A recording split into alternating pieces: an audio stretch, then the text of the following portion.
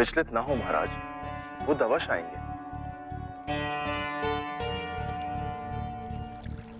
बुद्ध के पावन हाथों से यदि ये विधि होगी तो धन्य हो जाएंगे हम।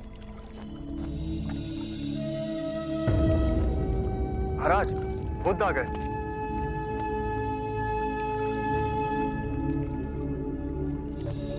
प्रणाम।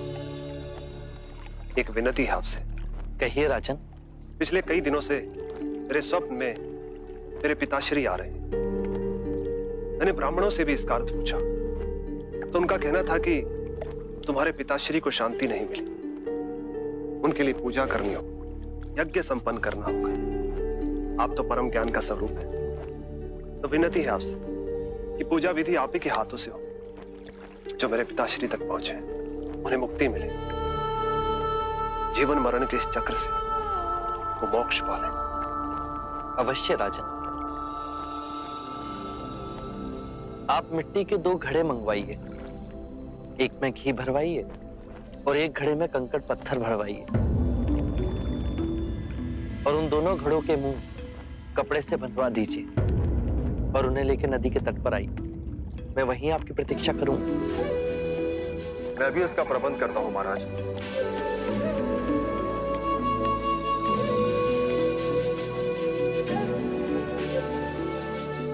महाराज, अब आप इन दोनों घड़ों को पानी में डाल दीजिए।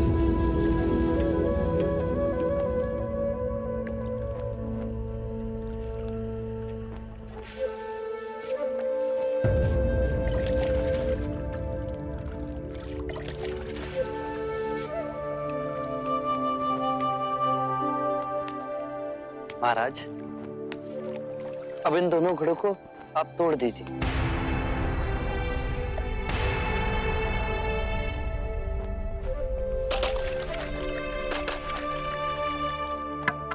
महाराज, अब आप ध्यान से देखिए कि ऊपर उठ पानी पर तैरने लगा।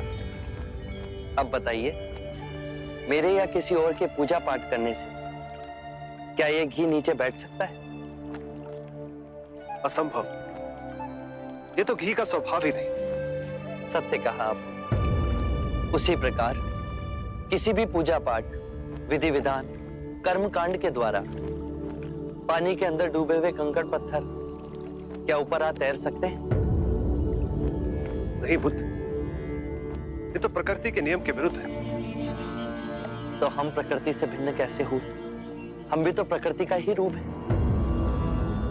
सत्य कहा बुद्ध। एक सत्य ये भी है राजन, यदि हमारे पूर्वजों ने अपने जीवन काल में कंकड़ पत्थर बोए, दुष्कर्म किए, तो वो स्वाभाविक ही कंकड़ पत्थर की तरह नीचे बैठ जाएंगे।